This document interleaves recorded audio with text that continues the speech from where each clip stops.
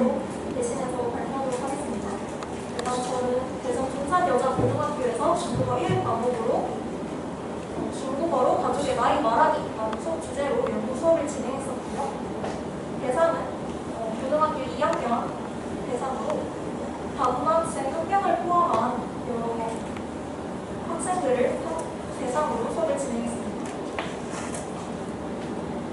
그래서 이번 수업 때는 연구 수업이니까 평소 일반 중국어 수업에서 진행하던 그런 딱딱한 이론 수업 위주가 아닌 학생들의 활동 위주, 그리고 현재 AI 시대가 도래했으니 중국어 수업에서도 AI를 접목해서 수업을 진행하면 좋지 않을까 해서 중국어 교육과정에서 중국어 교과에서의 정보 처리 능력은 더해서 ICT 기술을 적절하게 활용하여 외국 학습 및 의사소통이 필요한 정보를 처리함으로써 학생들의 상호 교류 능력을 키워주고 또 학습자의 정보 처리 역량을 강화하는 데 있어 도움을 주고자 수업을 구성하게 되었습니다. 그래서 제가 맡은 수업의 파트는 중국어가 총 5가지 영역으로 나눠져 있거든요. 듣기, 읽기, 말하기, 쓰기, 문화 5가지 영역으로 나눠져 있는데 제가 수업을 진행한 파트는 말하기 파트여서 학생들이 또 대화를 하고 중국어로 말을 하는 활동을 위주로 구성해보았습니다. 그래서 학생들만의 개인 혹은 모금, 분단별 학습과 의사소통 이런 활동을 적극적으로 표현할 수 있는 기회를 많이 주고자 수업을 구성해보았고요. 교재는 고등학교 중국어 1 교재를 기반으로 제3과, 这是谁, 얘는 누구니, 이과, 그리고 말하기 단원을 중심으로 수업을 구성했습니다. 그래서 아까 말했듯이 학습자가 가상의 가족을 AI 이미지로 생성하는 활동을 함으로써 자연스럽게 학습자들의 정보 처리 능력을 향상시키고 또 AI 사용에 대한 경험에 좀 더 많이 노출시키고자 이 단원을 설정하게 되었습니다. 그래서 제가 진도를 나눴던 60페이지에서 어떤 AI 앱을 사용하면 좋을까 구상을 많이 했었는데 현재 학교에서도 많이 사용하고 또 그냥 가입당하면 15번의 기회 동안 AI 이미지를 만들 수 있는 마이크로소프트 빔이라는 앱이 있어서 이 앱을 중심으로 학생들과 수업을 진행했고요.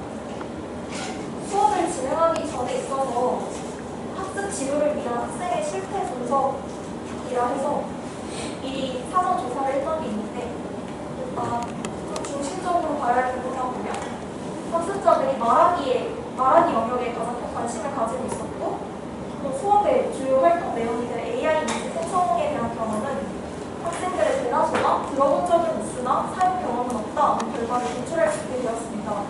그래서 AI 이미지 생성이 가장 주가 되는 활동인데 이 활동에 대한 경험이 다들 많이 적다고 해서 모든 수업을 통해서 학습자나 동료 교수가 어느 정도 적절히 이루어질 수 있게 또 그리고 제가 수내 지도를 하면서 학습자들의 그런 수업 활동에 있어 지장이 없도록 많은 도움을 주고자 구상을 하게 되었습니다. 그래서 본 수업이 실제로 넘어가면 그 학습 주제는 중국어로 가족의 나이 말하기를 중심으로 의사소통 역량, 공동체 역량, 정보 처리 역량 이 3가지의 핵심 역량을 중심으로 수업을 구성하였고요. 수업의 형태는 아까 미래 수업처럼 노동학습과 행동학습 중심으로 구성을 하게 되었습니다. 그래서 주요 과정만 한번 간단하게 살펴보면 이렇게 학습자들과 본 수업 진행하기 전에 있어서 새 단어를 학습하는데 전자칠판이 또 대전시 전역에 도입이 되었다고 합니다. 그래서 전자칠판에다가 PPT를 띄워놓고 학습자들과 새 단어를 학습하는 모습을 볼 수가 있고요. 그리고 말하기 단원이다 보니까 한번 학습자들에게 중국어 음성 파일을 들려주고 그리고 제가 본문을 천천히 읽고 또 끊어가면서 천천히 읽고 또 한 문장씩 읽고 다시 빠르게 읽는 등 이렇게 여러 번의 반복 학습을 통해 학습자들에게 중국어 발음을 정확히 할 수 있도록 지도를 했던 그런 과정이 적혀 있습니다. 그리고 아무래도 중국어에서 말하기 가장 꽂힌 교체 연습인데 교체 연습 반복해서 할 수 있도록 총 6번의 그런 교체 연습을 구상을 했는데 첫 번째로는 음성 파일만 일단 학습자들에게 들려주고 그 다음에는 교사와 그리고 학습자가 같이 또 교재를 보고 말하는 이런 방식으로 진행했고요. 그리고 첫 번째, 두 번째는 그렇게 진행을 했고 그리고 세 번째는 교사가 학생들에게 질문을 하면 이제 학생들이 교재를 보고 대답을 하고 또 다시 역할을 바꿔서 말하고 마지막에는 학생들만 이렇게 대답을 하는 등 다양한 교체 연습을 진행을 하게 되었습니다. 그리고 이제 가장 중요한 AI 이미지 생성 시연에 들어가게 되었는데 이 시연을 어떻게 하면 좋을까 하다가 학생들이 좋아하는 이런 주요 키워드를 이렇게 수업 중에 받아서 넣고 직접 시연을 하는 모습의 사진이 적혀 있습니다. 그래서 마이크로소프트 인사이트에 들어가서 AI로 가상의 가족을 만드는 그런 시연을 먼저 하고 그리고 활동을 안내한 다음에 이렇게 아이들이 활동하는 모습이 이렇게 찍혀 있는데 이런 식으로 모든별 학습으로 이렇게 진행을 해서 학습자들이 팅커벨이라는 그런 사이트가 있는데 학습을 하고 여기다가 결과물을 올리는 그런 방식으로 진행을 했습니다. 그래서 예시 사진을 간단하게 보여드리자면 이렇게 할아버지 99세 해서 이런 식으로 학생들이 AI 사진을 만들었고요. 그리고 또 다른 사진을 보여드리자면 남동생 2살 이런 식으로 귀여운 사진을 많이 만들고 했습니다. 여기는 또 여동생 4살 이런 사진입니다. 이런 식으로 모든 활동을 간단하게 진행하고 또 아이들에게 교체 연습 시간을 주게 되었습니다. 그리고 이제 발표하는 시간이 다가왔는데 이 부분에서 상당한 어려움을 겪게 되었습니다. 제가 과정안을 이렇게 질문을 하고 발표조가 답을 하는 방식의 이런 수업 구상을 짰는데 아무래도 수업에서 모든 조에게 같은 질문만 하면은 지루해진다.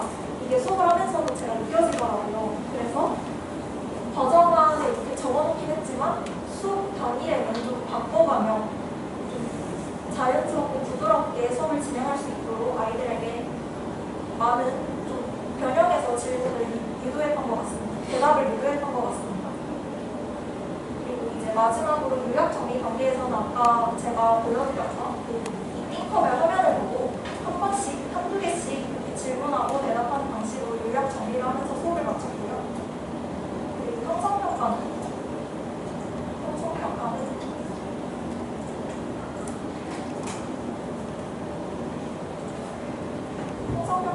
이렇게 그냥 간단하게 띵커벨에서 퀴즈 형식으로 이런 식으로 세 문제를 작성해서 학습자들이 시간 내에 풀 수 있도록 지도를 했었습니다. 그렇게 해서 연구 수업을 마치면서 제가 일단 생각했던 부분이 좀 몇 가지가 있는데 연구 수업을 하면서 일단 수업은 살아있다라는 생각을 가장 많이 하게 되었습니다. 학습자들의 반응 그리고 반응에 대해서 교사가 모든 것을 예측할 수가 없으니까 정말 수업은 살아있고 또 유연하고 계속 흘러가는 그런 것이구나 라는 생각을 많이 하게 되었고 그리고 학교에 이미 아이패드가 많이 지급되어 있지만 아이패드가 많이 지급되어 있어서 전자기기 사용에 있어서는 문제가 없었지만 제가 이 연구 수업 전에 다른 반에서도 똑같은 수업을 진행을 했었는데 다른 반 수업 중에 AI 이미지 제작을 함에 있어서 동시에 많은 학생들이 한 20명 정도가 같이 동시에 접속을 하게 되니까 AI 이미지 가공 제작이 안 되는 거예요. 그래가지고 그런 접속 지원 문제가 있어서 이 문제를 어떻게 해결할까 고민하는 시행착오도 겪고 많이 걱정을 하긴 했지만 그 연구 수업 때는 아까 애들 활동하는 사진처럼 그렇게 부드럽게 잘 흘러갈 수 있어서 좋았던 것 같습니다. 그리고 학생들과 웃으며 같이 만든 결과물에 대해서 또 발표하는 시간을 가질 수 있어서 또 하나의 추억이 되었고요. 그리고 마지막으로 중국어 1교과로 제가 연구 수업을 진행했었는데 중국어 1교과에서 학습자들이 학습하는 내용이 예전보다 난이도가 많이 저하됐다라는 생각을 많이 갖게 되었습니다.